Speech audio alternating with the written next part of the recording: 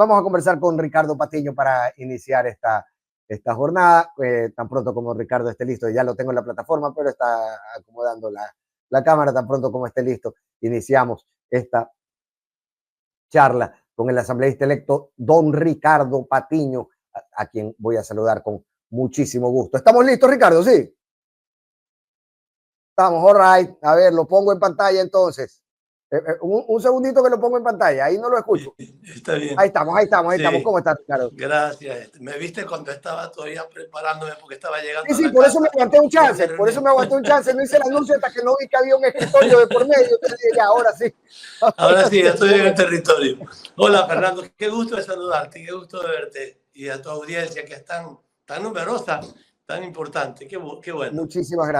Muchísimas gracias, Ricardo. Para mí siempre es un placer tenerte en la contra, porque además, no sé, pasan tantas cosas, ¿no? Y más allá de la postura asambleísta electo, Ricardo, tienes una experiencia en política para darle lectura a estas cuestiones, ¿no? Ahora yo trataba de conectar o haciendo un ejercicio, digamos, de conexión con la experiencia que uno tiene entre las declaraciones de la gobernadora Rovira, de John Reinberg y la consecuencia que cuando uno ha estado en estos lugares se hace lógica, decir, caray, ya van contra los gobiernos provinciales. Empieza la campaña, el presidente ya se ha declarado en campaña, lo dice abiertamente, sale a pedir votos a su militancia. Ustedes tienen experiencia en campaña. ¿Cómo valoran este inicio, estos primeros días del domingo acá, desde los patazos posteriores al postdebate, al debate, hasta el día de hoy, cuando ya vemos mucho más activo al propio presidente, a su madre, a su esposa, etc.? Bueno, algo primero que hay que decir y que no hay que olvidarlo. El presidente de la República es el jefe de Estado. Es la persona que en primer lugar debe ser el responsable del cumplimiento de la ley y de la Constitución, del cumplimiento de los derechos de todos para participar en igualdad. Y él no lo está haciendo. No lo olvidemos. Está incumpliendo la Constitución, está incumpliendo la ley. Él debió haber pedido licencia sin remuneración para dedicarse a la campaña y no tener esas dos condiciones a la vez que, por supuesto, establecen una gran diferencia. Es tener la cancha inclinada, completamente inclinada a tu favor para meter los goles. Igual, creo que le vamos a meter los goles nosotros, pero por supuesto que es más complicado tener un presidente en ejercicio regalando bonos, como tú lo acabas de decir, está regalando ya por montones, ya no hay condiciones para nada. A ver, les doy la plata, les compro el voto. En otras palabras, sí. Les compro el voto. La declaración previa, nos reíamos en este espacio, querido Ricardo, porque la declaración previa al debate fue ya sin ningún tipo de eufemismo. Fue: ven, ciudadano, te voy a comprar el voto con tu propia plata, básicamente. Así es. Lo hizo en la primera vuelta también, con el famoso programa Jóvenes en Acción, que no fue ningún programa, que no hubo nada realmente. Era darle la plata y vengan acá, chicos, y yo les compro su voto. No, bueno, eso es lo primero, lo terrible. Ahora, luego del debate, me parece que el debate fue muy importante porque nos permitió ver a nuestra compañera Luisa González en esa condición de una mujer con mucha personalidad, con mucho porte, con mucha capacidad para responder a una persona que le faltó el respeto, que le quería faltar el respeto, y me parece que fue claro: no seas majadero, a mí me respetas. Has agredido y estás acostumbrado a agredir a mujeres, esto es muy lamentable, de una persona que se dedique a agredir, porque ni siquiera agrede a los hombres, sino agrede a las mujeres. Has agredido a mucha gente, incluso de tu familia, pero a mí me respeta. Yo creo que eso es un elemento que es muy importante, porque está bien, las propuestas tienen que hacerse, las actividades tienen que programarse, pero el liderazgo es fundamental. Cuando tú tienes que tomar la decisión por quién vas a votar, no solamente tienes que ver qué planteamientos tiene, porque hay una persona que puede tener planteamientos, pero no tiene voz de mando, no tiene capacidad para conducir, no tiene capacidad para liderar, para unir fuerzas. Las cosas no funcionan bien. De tal manera que eso nos permitió ver en esta compañera, que además es abogada, es una mujer con experiencia, es una mujer con conocimiento, con un conocimiento muy importante de la realidad del Ecuador, también verla en una condición de pararle el carro a una persona que la quiso ofender. Yo creo que esos elementos han sido importantes en el posdebate, digamos, ¿no? en el Claro. debate y en el postdebate, ¿no? Porque eso ha calado mucho, ha calado mucho. Por otro lado, vimos a un presidente desgañitado, un presidente mirando hacia sus apuntes permanentemente para que no se le escapen las cosas que le dijeron que tenía que decir, y que realmente no tenía capacidad de responder adecuadamente a los planteamientos que le hacía Luisa. Pero además, lo que sí dijo, de todas las cosas que dijo, una que yo sí quiero destacar es, y tengo que reconocerle a él, que por lo menos se puso rojo de vergüenza cuando contestó. Es el único momento que se puso rojo de vergüenza, cuando Luisa le preguntó, ¿usted le va a cobrar los impuestos a su familia? Y él dijo, no. O sea, lo dijo, y sí, tengo que decirlo, lo dijo con vergüenza, porque se puso rojo. Le costaba decirle a 18 millones de ecuatorianos que su prioridad no es el país, no son los impuestos que él necesita para hacer infraestructura, para hacer la obra física, la obra social, sino que la prioridad es su familia. Y dijo una mentira monumental. A mí no me toca cobrar, dijo. Le toca al director de rentas internas. O sea, como si el director de rentas internas fuera un extranjero, un eso está como el aumento, eso está como el aumento del IVA, que el man tenía que pedirle permiso a su ministro de Economía. Sí, sí, claro, sí. Más o menos increíble, así, claro. O sea, eso tenía que cobrarle ese rey, pues eso no me toca a mí. A mí no me metas en ese muerto no lo cargo yo, como dice la canción.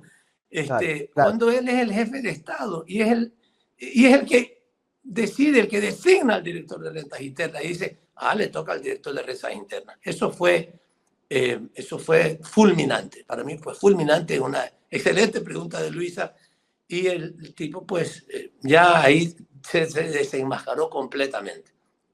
Innecesariamente, creo yo. Sabes que lo conversábamos con Carolina Ávila y decíamos, ¿por qué responder no? Se podía decir, sí, pero tengo que esperar el procedimiento técnico o algo por el estilo. No, o sea, yo creo que al final del día se empantanó bueno, ya es cuestión de habilidad también. Y justamente en eso, Ricardo, quería preguntarte si todo salió como ustedes más o menos lo habían planificado. Ayer conversaba con Avero Semena y me decía, mira, hay triunfadores y son los estrategas en el debate, porque creo que se logra un debate en el que cada uno sale con sus, digamos, habiendo cumplido el rol que probablemente se habían previsto anteriormente. Ustedes se ajustan a lo que estaba previsto. Lo que mostró Luis es lo que se tenía en mente que iba a mostrar. Mira, realmente tengo que decirte algo. Yo no estoy tan de acuerdo en que es un triunfo o un fracaso de los estrategas. Los estrategas aportan, pero los líderes son los que resuelven. O sea, yo recuerdo mucho el tiempo de Rafael Correa. Podía decir lo que sea, él toma la decisión. Y lo hemos visto claramente en las reuniones que tenemos con Luisa en el equipo político. Luisa hace lo que ella considera que tiene que hacer. Escucha, y está bien, siempre es bueno escuchar, es bueno enriquecerse del criterio de los demás, pero finalmente la decisión la toma ella. Y las partes principales, digamos, son cosecha directa de ella. Yo creo que lo hizo muy bien. Me parece que desde el principio fue asentando las cosas. Yo me siento con este señor que está aquí al lado, que me senté hace 15 meses y que les dijo un montón de mentiras. O sea, ya, ojalá no le crean la otra mentira que va a decir hoy. Desde ese momento yo creo que ya lo puso en su lugar a este fulano. Pero Luisa efectivamente desarrolló, en mi opinión, valorando desde afuera, digamos, porque ella es la dueña de sus palabras, de sus actitudes, de sus gestos, de su estrategia. Creo que lo hizo muy bien, realmente. Querido Ricardo, los partidos políticos, para sobrevivir a los cambios de los tiempos, a las modificaciones en los públicos electorales, etcétera, etcétera, tienen que ir comprendiendo y transformándose en razón de lo que el contexto les presenta. Hay algo importante en este contexto, y yo no sé si se ha hablado suficientemente de esto, pero desde que yo recuerdo que Rafael Correa está en la escena, probablemente es el debate presidencial o el evento de campaña política en el que menos se menciona el nombre de Rafael Correa.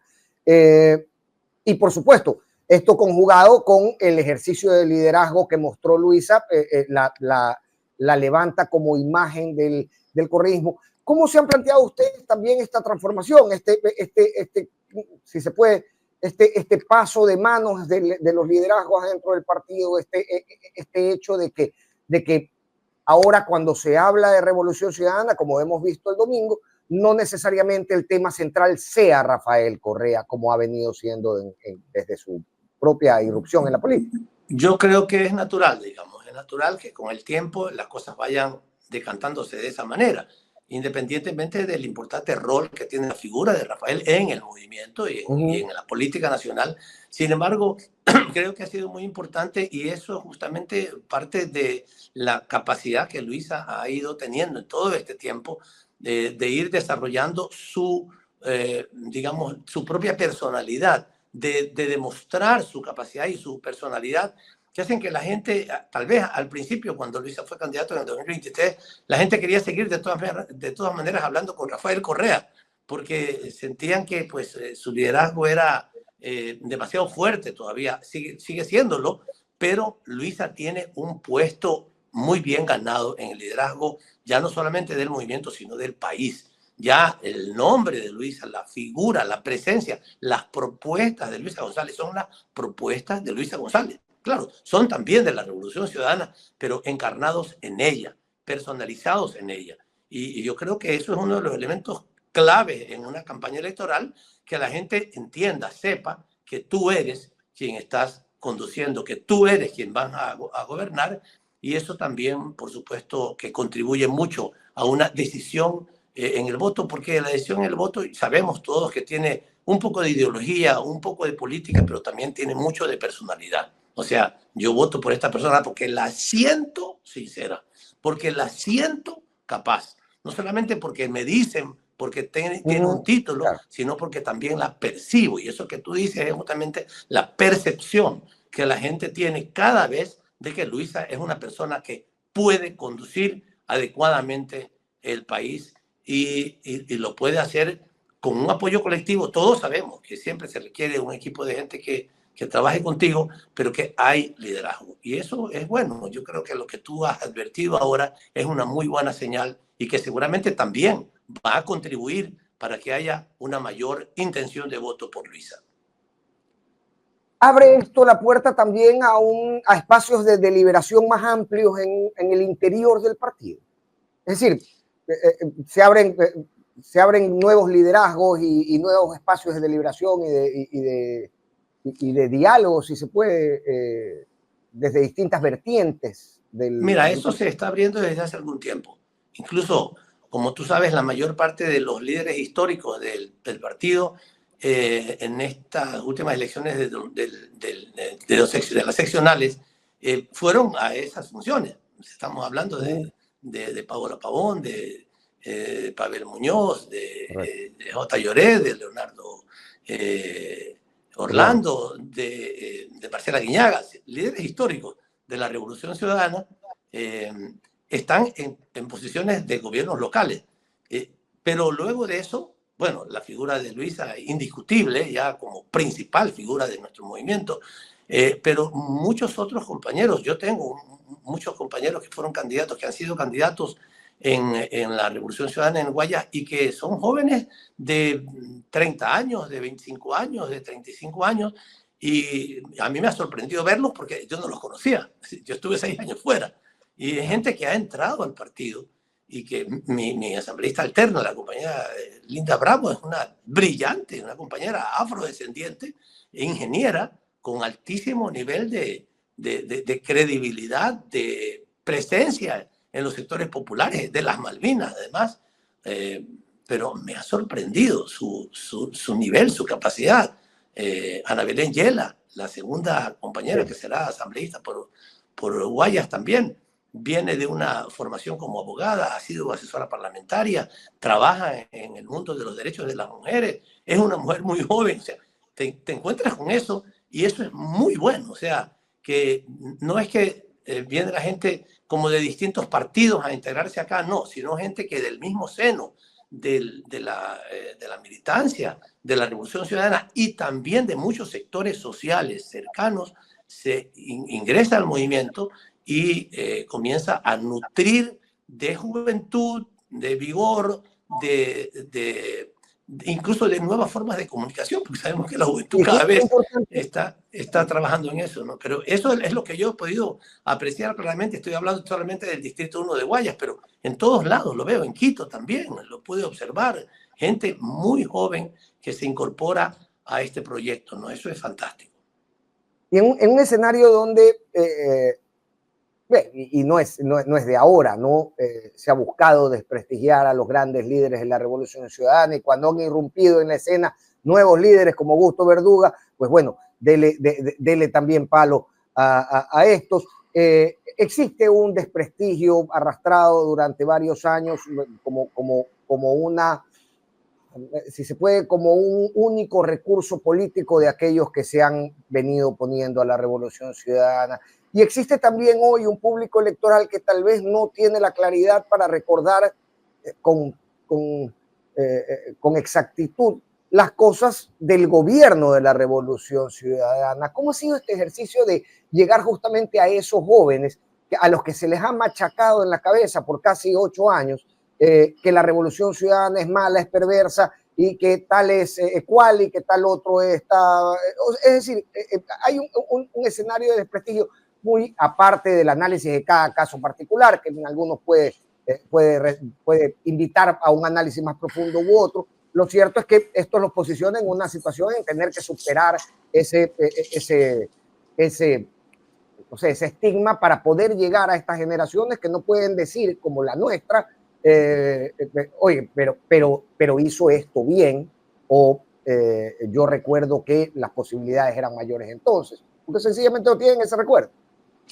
Claro, bueno, hay alguna comunicación que permanentemente está saliendo, especialmente en las redes sociales, que reivindica eso, o sea, toda la acción pública que nosotros desarrollamos, no solamente la obra pública, sino las políticas públicas, los derechos de la ciudadanía que se lograron en aquella época. Pero son 10 años de la Revolución Ciudadana, 10 años en donde los derechos de la ciudadanía y la calidad de vida de la ciudadanía mejoró. Sin embargo, es complicado quedarse mucho tiempo, digamos, quedarse en eso. Lo que sí es importante aclarar, y yo lo digo con relativa facilidad cuando me dicen, bueno, pero hubo mucha corrupción. A ver, díganme usted, especialmente la gente dice, ha habido mucho sobreprecio. Cuando le decimos las carreteras, las hidroeléctricas, pero hubo mucho sobreprecio. Y entonces, mira, una manera sencilla de echar abajo ese argumento es, dígame usted, un juicio que se haya instaurado por sobreprecio, y no hay ni uno. No hay ningún juicio por sobreprecio. Solamente son habladurías, habladurías y habladurías. No que aplanaron este terreno. No, no, señor, no es que aplanaron este terreno. Son los estudios que se hicieron para la refinería en Manta. Son los trabajos que se hicieron para que haya agua potable. Son los previos, no es aplanar un terreno. Bueno, esas cosas se pueden decir, pero particularmente con eso, con esa narrativa, intentan manchar la sábana blanca que nosotros construimos. Nosotros hicimos obras maravillosas. A propósito de eso, no lo olvidemos, Fernando, la deuda pública que llegó a 38 o 39 mil millones de dólares en aquella época, menos del 40% del Producto Interno Bruto, y el país repleto de obras. Han duplicado, han más que duplicado la deuda externa. Ahorita está en 86 mil millones. Y no han hecho una carretera, una escuela, un hospital, un centro médico, nada. Esto es fundamental también aclararlo. Sin embargo, todo lo que nosotros hicimos lo intentan manchar con mentiras. Y esas mentiras hay que, digamos, aclarar que son mentiras. ¿Por qué? Porque no hay un solo juicio, peor ganado, ¿ya?, de los 3 gobiernos que nos han sucedido a nosotros respecto a sobreprecios. Ninguno, en ningún tipo, de ningún tipo. Otra cosa es que ha habido, desafortunadamente, digamos, estuvieron en el tiempo de nuestro gobierno el Contralor y un ministro de Energía que aceptaron la corrupción de Odebrecht.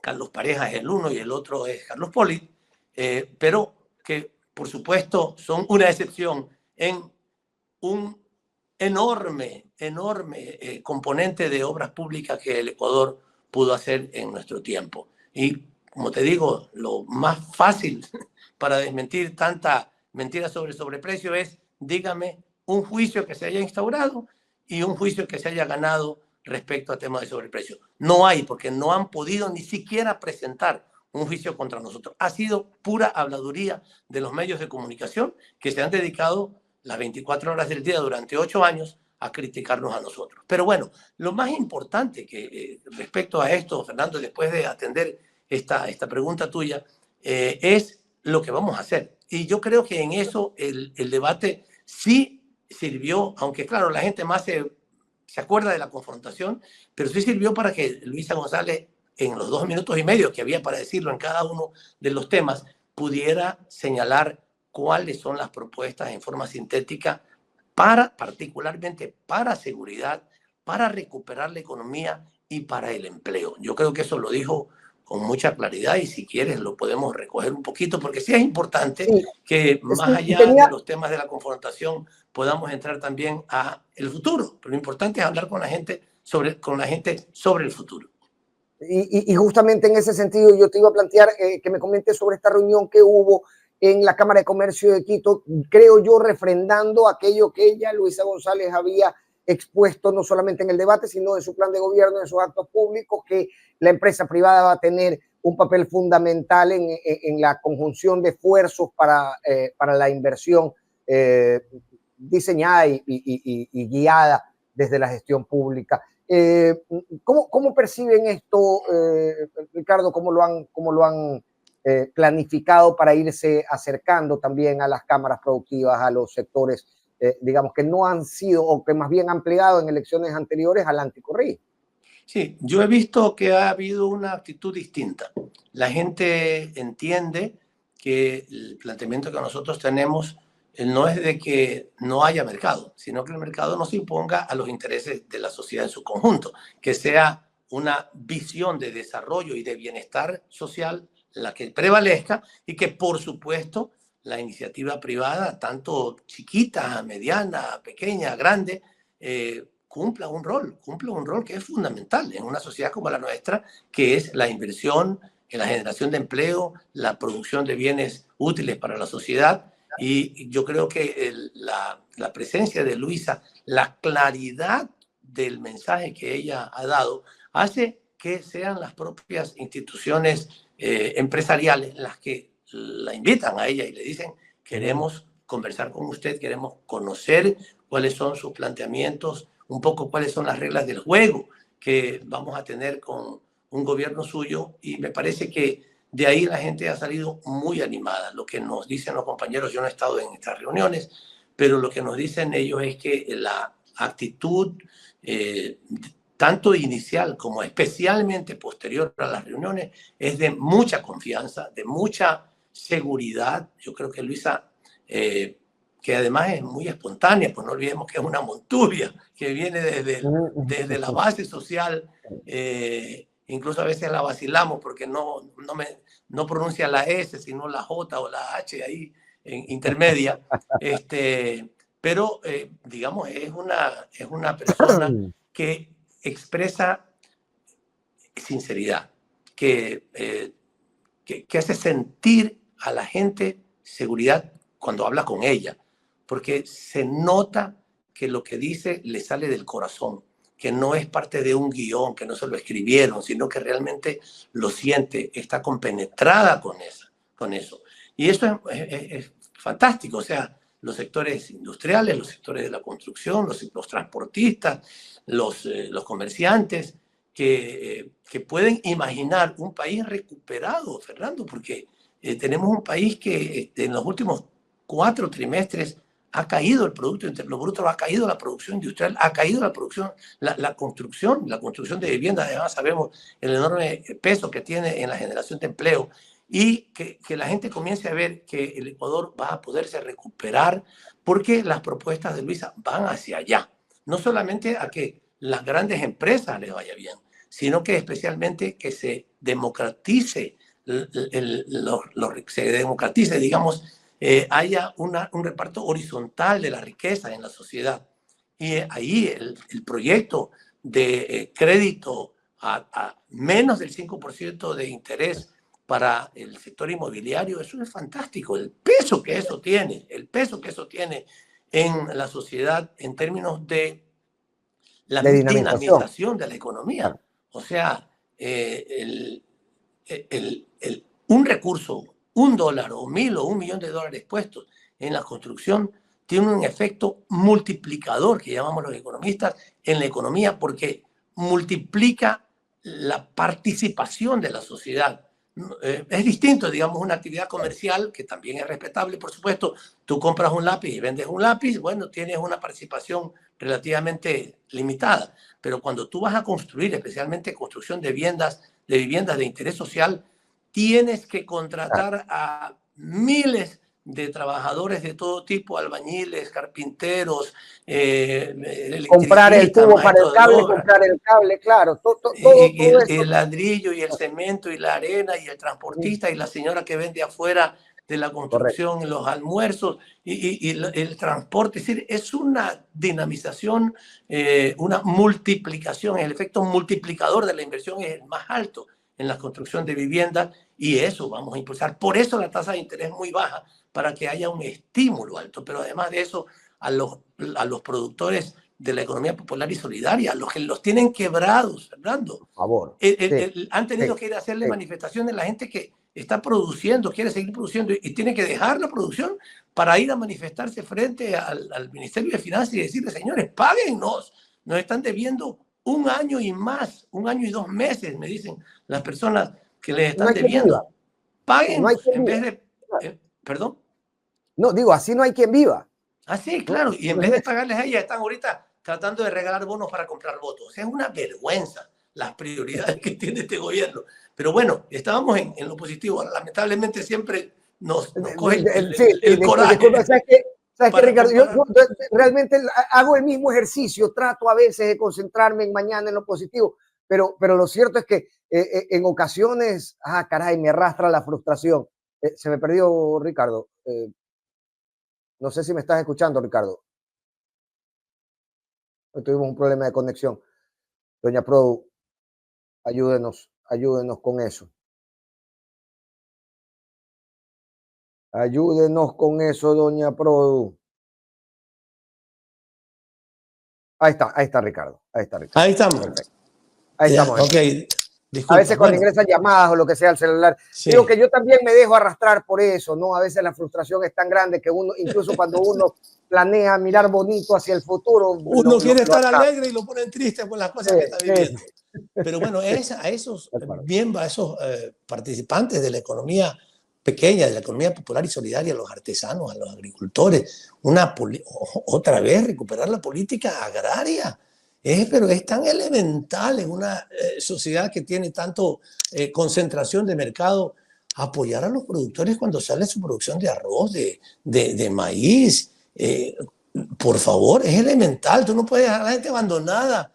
Yo siempre no he sido un agricultor, pues mi madre sí, pero yo no he sido agricultor, pero yo siempre digo como economista, ¿no? Ay, cuando va a salir la producción, qué lindo, me salió el arroz bien, está muy bonita la producción, estoy feliz de que no he tenido plagas, estuvo bien la lluvia, fantástico, voy a salir. Cuando salgo, todo el mundo sale con la producción al mismo tiempo. Mira qué interesante, porque Luisa, yo le escuché mencionar a Luisa también sobre los temas de recuperar los sistemas de almacenamiento para control de precios. Pero claro, claro, los han dejado abandonados los silos, ni siquiera se los han vendido al sector privado, los han dejado abandonados. Hay que recuperarlos, están dañándose, hay que recuperar los silos y hay que recuperar esa política de adquisición por parte del Estado de la producción para que no se les caigan los precios.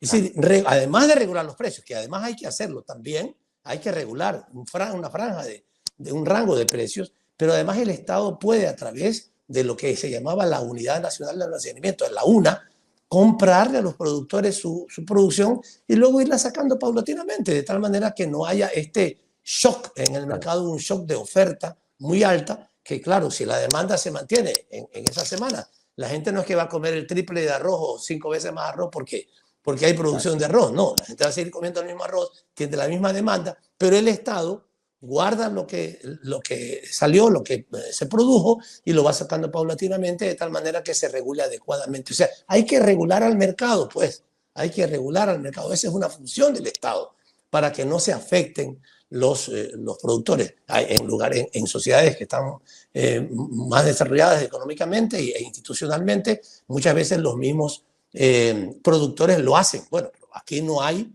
esas condiciones, lo tiene que hacer el Estado. Todo eso es lo que ha planteado Luisa y yo creo que es un excelente ejercicio de pedagogía política que ella tiene al explicarle a la gente lo que se va a hacer. Ese programa de Mi Primer Empleo también es fantástico para los chicos, para los jóvenes, que van a tener por primera vez un empleo, que ya van a poder poner en su currículum: yo trabajé 1 año en esta empresa. Puede llamar, pida mis referencias, fantástico. Claro. Cuando hay mucha gente que pasa años enteros yendo a pedir trabajo, a solicitar trabajo, y le dicen: si no tiene experiencia conmigo, no cuente, pues vaya a tener experiencia alguna vez. Nosotros desde el gobierno les vamos a dar esa oportunidad. Vamos a pagar en la mitad del salario de los trabajadores, de los jóvenes, perdón, que van a trabajar por primera vez, que va a ser un estímulo para las empresas. Lo van a contratar ahorrándose un buen billetito, pero los van a contratar, van a tener una experiencia, van a estar afiliados al Seguro Social y eso les va a dar oportunidad, a lo mejor quedarse ahí mismo en la empresa o tener después oportunidad en otro sitio con una experiencia. Todas esas propuestas las hizo Luisa y es importante recordarlos porque mucha gente se quedó solamente con el tema de la confrontación y pues no recuerdan los elementos positivos que sí tenemos que recordar. Usualmente nos quedamos con eso, ¿no? Yo tengo una cortina de audio antes de empezar el programa y tiene momentos como Correa diciendo, ¿sabes qué? Hay que sacar al impostor o Alvarito gritándole a Correa esa sonrisa falsa o Febres Cordero diciendo mírame a los ojos, ¿no? Elementos. Esta cortina de audio recoge elementos que son principalmente de confrontaciones entre políticos, pero que son pirotecnia. O sea, muy probablemente no recordemos en profundidad lo que se hablaron entre ellos en esos debates, pero ciertamente la pirotecnia queda, ¿no? Entonces, claro, al final, a la hora de hacer el análisis, es muy tentador hablar de la pirotecnia, pero es importante también hablar de lo dicho, de lo que se propone. Y en ese sentido, Ricardo, yo sí quería, y manteniéndome, ¿no?, en esta cercanía con el sector privado, han podido recoger también las experiencias y los reclamos del sector, de los sectores empresariales, por poner un ejemplo, durante los últimos años, luego de sus apuestas, si se puede, a nivel político, porque nuevamente, si no era un territorio hostil, era al menos, se percibía al menos como poco amigable para los candidatos en las últimas elecciones de la Revolución Ciudadana, y hoy parecen abrirse estas puertas con una apertura, una amplitud distinta. Sí, mira, algunas cosas. Una preocupación muy grande es el tema de las tasas de interés. Eso que a los sectores empresariales y también a la clase media está muy molesta por eso, porque quiere comprar vivienda, quiere o mejorar su casa y las tasas de interés son muy altas. Así es que ahí hay que trabajar mucho. Pero en general el sector empresarial está también afectado mucho por las tasas de interés. En dólares, la tasa de interés no debe estar en el 14%, el 16% o más, porque no dan los negocios para eso. O sea, con un nivel de inflación bajo todavía, aunque ha habido aumento de precios en las últimas semanas, pero todavía un nivel de inflación razonable, no podemos tener una tasa de interés tan alta, o sea, una tasa de inflación del 2% y una tasa de interés del 16%, del 14%. ¿Quién aguanta? O sea, los negocios no pueden funcionar de tal manera que ahí es clave lo que podamos trabajar en ese sentido. Otros elementos que también son importantes es el apoyo para poder internacionalizar tus productos. Yo recuerdo que a mí me tocó como ministro de Relaciones Exteriores crear ProEcuador. ProEcuador es una agencia de promoción de exportaciones y también de inversión. Está abandonado. Yo les he preguntado a personas que trabajan, que son amigos míos y que trabajan todavía en la Cancillería, y me dicen, ni sabemos qué pasa con ProEcuador. O Eh, a veces incluso ni siquiera se mandan a los representantes de Proecuador porque tienen que estar trabajando en las embajadas o en los consulados nuestros en el exterior, o ponen a cualquier persona que no sabe nada de comercio exterior. Y eso afecta mucho porque una de las cosas que, especialmente cuando cae la demanda, como ha caído la demanda interna en el país, ha caído la demanda por varias razones. Otra vez recordamos estas cosas que pasan aquí, por temas de inseguridad, por falta de empleo o por un empleo inadecuado. Ha caído la demanda. Tú tienes que buscar también demanda en el exterior. Y Claro. no hay un apoyo del Estado para eso, para la demanda en el exterior. Nosotros, para poder vender productos en el exterior, y lo que hay que hacer, habrá que hacer en el gobierno de Luisa, es potenciar otra vez Proecuador, que es una agencia para promover los bienes en el exterior. No solamente de las grandes empresas, que está bien, es fantástico que tengamos una gran producción y gran exportación de camarones, que tengamos una gran exportación de minerales, que tengamos una gran exportación de banano, de flores, de cacao. Sí, está bien, pero también de la industrialización de esos productos y también de los pequeños productores. Yo recuerdo mucho que cuando nosotros hacíamos giras internacionales para promocionar nuestras exportaciones, íbamos acompañados también y participaban en las ferias los pequeños productores, normalmente asociados, porque un pequeño productor solito no tiene Claro. posibilidad de vender en el exterior, pero sí asociados, y eso tenía grandes resultados. Esas son las cosas que la gente reclama, y otra de las cosas que la gente más reclama, los empresarios, son seguridad, energía y servicios. O sea, seguridad porque digamos, hay alguna gente que me dice así Si de me van a frente, saltar, mira, si me sí, van a saltar un camión por semana, no así puedo. es. Me dicen de frente, nosotros pagamos vacunas. O sea, disculpa, Ricardo, que te lo diga, me dicen, pero no tenemos otra alternativa. O sea, si no, tendría que cerrar mi negocio y dedicarme a, no sé, pues a pedir caridad en la calle. Entonces, la gente te dice de frente, no me queda más que pagar vacuna. Hay alguna gente que sí me dice que no la paga, pero algunos que me dicen, no tengo otra alternativa. Pero es horrible, pues, vivir en un país en donde un grupo delincuencial que tú ni sabes por dónde va, por dónde viene, que tienes miedo de que el día que no tengas para pagar la vacuna te mande a matar o mande a matar a tus familiares, que te enseña la foto de tu familia, por dónde anda y que te hace sentir terror.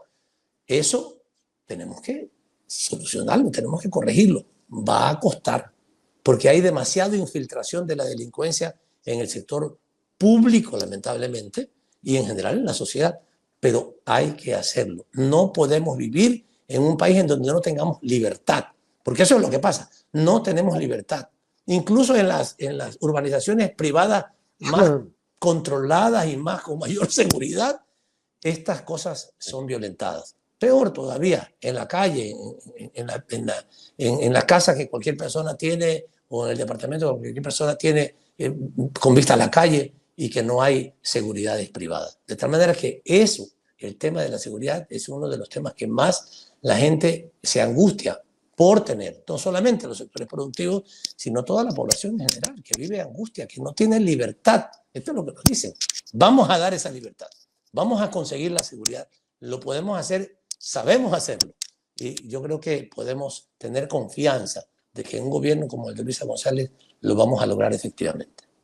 Es un escenario distinto en materia de seguridad. Lo han analizado así, es decir, la configuración de lo que se enfrentaría el Estado como delito, digamos, creciente es otra, es más violento, es más doloroso, es más invasivo con la ciudadanía de a pie, con la ciudadanía que no participa de estas actividades. ¿Cómo lo han evaluado y cuáles son los ajustes que habría que hacer para enfrentar, digamos, nuevas amenazas? Mira, te digo sinceramente, a mí me tocó no encargarme de la seguridad ciudadana, pero fui ministro de Defensa y entonces estuve atento también a los temas de seguridad. Y los principales problemas de seguridad que teníamos en nuestro tiempo eran distintos, era especialmente de los delincuentes, digamos, de los carteristas, de los... No había secuestros, no había vacunas, no había nada de eso.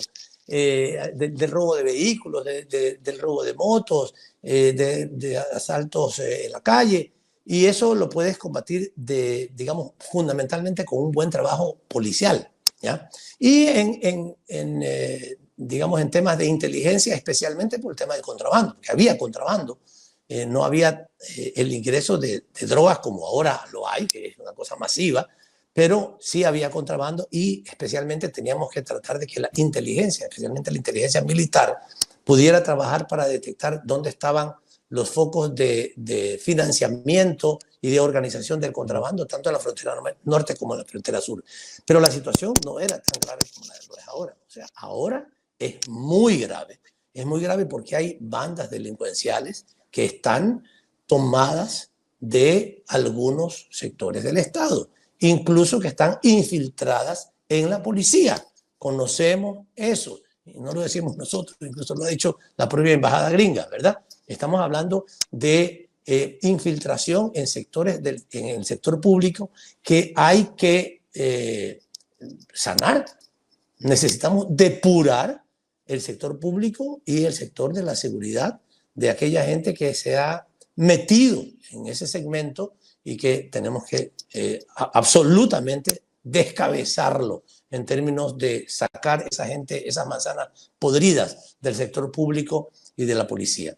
Entonces, es distinto, porque además de eso que estoy señalando ahorita, también otro tema que es fundamental, es que es gravísimo, es que algunas bandas delincuenciales, o muchas bandas delincuenciales, están tomadas de los barrios, se han tomado los barrios. Aquí hay un barrio que dirige esta banda o este pedacito de banda o este grupo delincuencial. El trabajo va a ser mucho más complicado. El trabajo de inteligencia especialmente y de abordar el tema va a ser más complejo.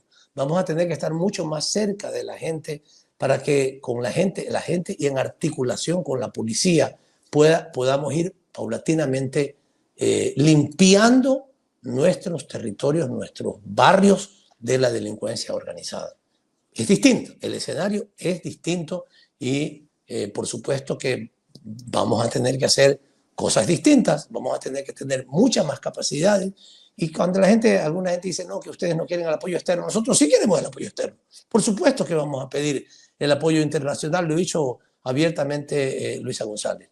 Lo que no vamos a aceptar es que nos pongan a los militares del exterior acá y peor, que nos pongan mercenarios del exterior a matar gente en nuestro país. Eso sin, de ninguna manera. Eso no lo vamos a aceptar. Pero apoyo tecnológico, apoyo en temas de inteligencia, por supuesto que lo requerimos y especialmente de aquellos lugares en donde esto ha tenido éxito. La lucha contra la delincuencia ha tenido éxito. Ricardo, son desafíos muy grandes y son urgencias muy inmediatas. Escuchándote hablar en los últimos minutos, hemos mencionado la unidad de almacenamiento como una entidad que está en soletas. Hemos mencionado el detrimento en presupuesto, en operatividad y en recursos de las fuerzas del orden. Hemos mencionado algunas otras instituciones del Estado. Las UPC, las unidades de policía comunitaria. Las UPC que están en estado con telaraña. Y todo esto va a requerir de que quien sea que llegue y haga una radiografía primero del Estado, justamente para saber por dónde empiezas a retomar territorialmente el control de los barrios o por dónde empezamos a ejecutar este programa o tal otro. Y eso a mí me pone a pensar es con la urgencia con la que la gente reclama estas necesidades. ¿Cuánto tiempo va a tomar? Ustedes no van a tener el beneficio que se le dio en este país a Daniel Noboa, que durante los primeros 100 días la Asamblea le jugaba a favor. Ese beneficio para correístas no es. Esto de dejarlos trabajar para ver qué resulta de ese trabajo. Sucedió con Daniel Noboa, sucedió con Guillermo Lazo. Yo dudo mucho que vaya a suceder con Luisa González. Por justamente la irascibilidad y la rabia que expresa mucha o una porción de la sociedad contra ella. El tiempo es corto, las urgencias muchas y el diagnóstico tiene que ser muy veloz. Sí, lo importante son las prioridades que se pongan. O sea, yo creo, estoy convencido, claro, eso le tocará a ella como presidenta de la República definir cuáles son las prioridades, pero lo que hemos escuchado, y creo que todos estamos de acuerdo, que la prioridad fundamental es la seguridad, lo primero.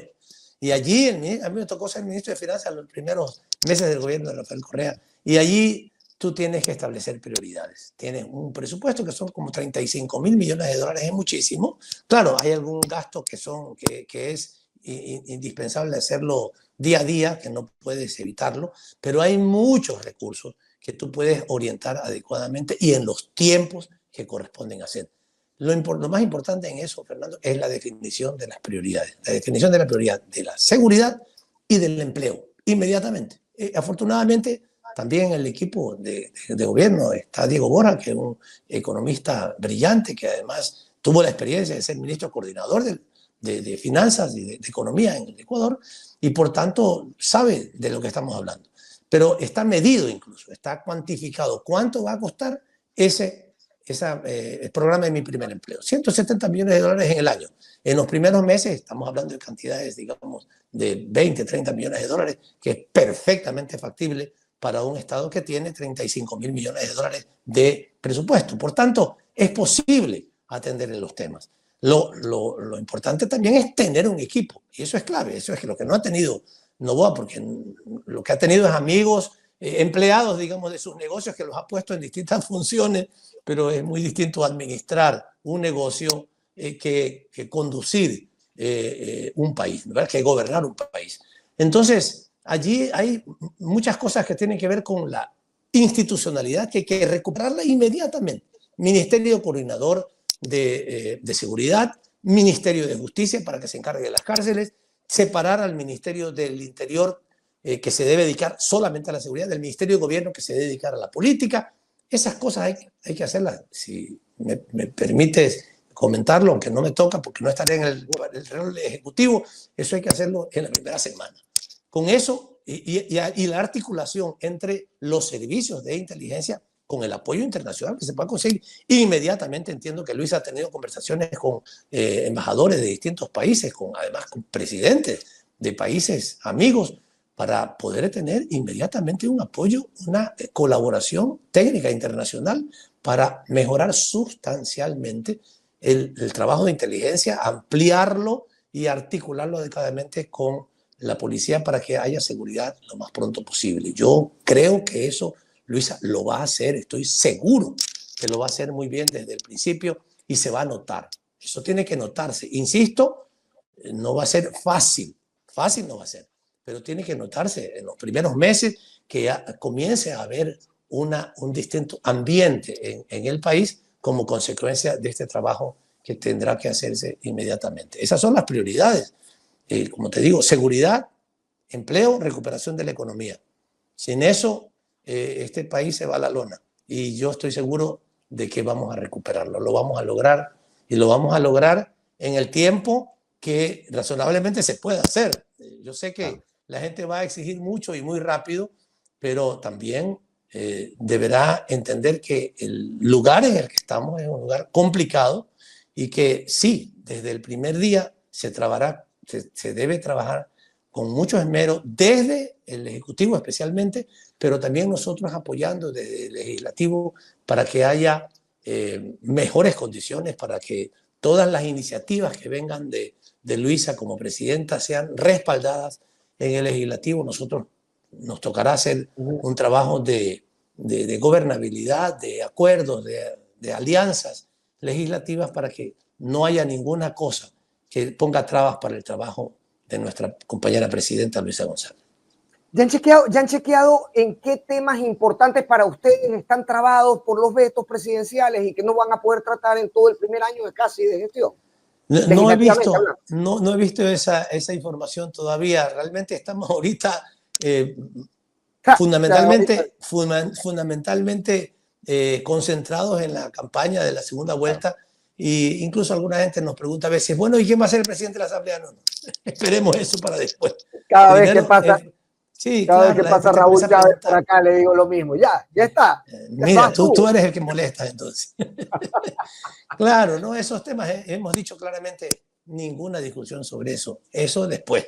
Primero hay que ganar las elecciones y después comenzaremos a hablar sobre la conformación de la Asamblea, autoridades, etcétera. Porque, te digo, yo fui formado, no sé si tú conoces a Honorato Aro. Honorato Aro fue un gran entrenador de básquet. Yo fui pupilo de él. él era mi entrenador en el Colegio Cristóbal Colón y en Athletic, y como yo era un hombre muy rápido para jugar básquet, perdón, hacía el fast break, que se llamaba el rompimiento rápido. La verdad, cuando yo tomaba la pelota nadie me podía agarrar por la velocidad, pero yo comenzaba a correr antes de tomar la pelota. Y me decía Honorato, ahora, Ricardo, por favor, toma la pelota y sal corriendo, pero no salgas corriendo antes de tomar la pelota que se te cae. Y yo, antes de que llegara la pelota, ya salía corriendo. Entonces, por eso es importante en la política también, primero, los primeros pasos. Primero, ganar las elecciones. Así que toda la concentración nuestra y en nuestra militancia, y esperamos también de la gente que vota por nosotros, en ganar votos para el 13 de abril. Después de eso, entonces sí, la presidenta comenzará a pensar en sus ministros. Bueno, si no está pensando desde ahora, por supuesto, ella tiene derecho a todo. Y nosotros en la Asamblea, después del 13 de abril, comenzaremos a conversar sobre cómo se va a conformar el Palacio Legislativo, las comisiones, la presidencia de las comisiones. Todo eso será para después. Por ahora, a concentrarnos en ganar las elecciones para poder al final tener una luz al final del túnel, querido Fernando. Primero, exacto, primero hay que tomar la pelota, ¿no? Y ya para despedirte, Ricardo, y no abusar más de tu tiempo, la pregunta es, el tomar la pelota al final es difícil, es un escenario electoral complicado, de aquí al 13 de abril ya sea el día de ayer archivado el reclamo que se había puesto por el tema de la foto en el voto, con los dispositivos. Entonces, básicamente estamos jugados con eso. Y yo quiero preguntarte cuál va a ser la respuesta en cuanto a control electoral de ustedes, porque habrá algún tipo de reconfiguración que hacer si ya los agentes de control no podrán estar en las juntas receptoras, per se, o no tendrán las herramientas que tenían antes. Bueno, según la información que conocemos de la resolución del Consejo Nacional Electoral, inicialmente querían que no hubiera presencia con cámaras en el control de los votos. Pero entiendo que eso no, se dejó de lado. Eso no apareció finalmente en la resolución del Consejo Nacional Electoral. Lo único que se está prohibido allí, lamentablemente, que están prohibiendo es que uno vaya con su cámara a tomarle foto al voto en el momento en el que vota. Sin embargo, en el momento del conteo de votos sí se puede tener las cámaras. Pero más importante que las cámaras, y esto le pido a la señora Diana Tamaín, por favor haga algo de verdad que valga la pena y no tantas cosas que le pide el presidente Noboa y que son incorrectas. Haga algo, dígale a todos los militares y a todos sus delegados del Consejo Nacional Electoral en el proceso electoral que hay derecho por parte de los delegados de estar al ladito de la mesa en donde estén contando los votos, que no nos lo manden afuera del aula cuando se hace en un colegio, en una escuela o en las universidades, como muchas veces pasa que los mandan afuera de las aulas a los veedores nuestros, a los delegados. No lo pueden. ¿Qué hacen afuera del aula? No, que por la ventana. ¿Cómo vas a ver por la ventana? Hay que ver, hay que estar, ojo al Cristo, hay que estar ahí viendo. Mira, que no rayen un voto que está marcado o que no pongan un voto en una papeleta que está en blanco, que no se haga ninguna trampa. Nosotros confiamos en general en la gente que está en la Junta Receptora del Voto, pero no falta nunca algún tramposo que quiera hacer alguna trafacía por ahí. Así es que solamente pedirle a la señora Tamaín, exija, diga abierta y públicamente que los delegados de los partidos políticos pueden y deben estar al lado de las mesas en donde se está haciendo el conteo de los votos y que deben observar cómo se llenan las actas finales, porque en las actas finales nos hicieron muchísima trampa en la primera vuelta. En Manaví solamente, Fernando, en 20 actas descubrimos 2.000 votos que se nos habían llevado, porque habían puesto nuestra votación a la lista número 4. Y más o menos 100 más o menos 100 votos por cada acta. Fueron 2.000 votos encontrados en apenas 20 actas. Que bueno, los pudimos descubrir porque nosotros teníamos control electoral y sabíamos qué cosas estaban pasando. Felizmente tenemos un buen control electoral. Hemos tenido el mejor control electoral hasta ahora en la historia de las elecciones que entre nosotros hemos participado en la primera vuelta. Lo vamos a reforzar para la segunda, pero sí es necesario que de parte de las autoridades, tanto de las autoridades del Consejo Nacional Electoral como de las autoridades militares que están allí, por favor, a todo el mundo se le diga, no pueden votar a nuestros delegados, sacarlos y decirles, ustedes pueden ver después de 3 metros o de 5 metros o váyase fuera del aula. Eso no puede pasar. De esa manera vamos a cuidar que efectivamente en las actas se ponga la voluntad popular. Hacia eso vamos. Un muy fuerte abrazo, Ricardo. Siempre es un placer A conversar ti, y saber muchísimas gracias. la invitación Gracias, siempre Fernando. abierta. Saludos a tu audiencia. Un abrazo para todos. Chao.